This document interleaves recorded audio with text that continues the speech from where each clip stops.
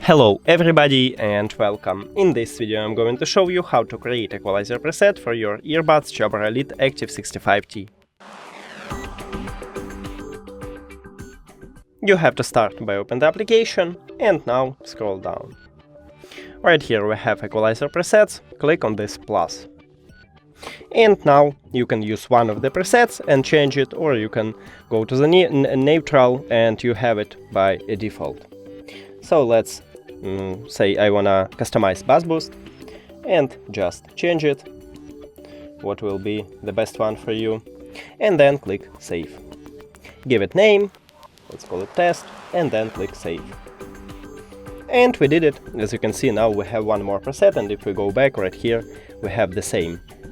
So to remove it, click at the plus, and right here you should choose your custom preset, because as you can see right here we haven't deleted when I choose one of the normal presets. So I choose mine, custom one, and click delete.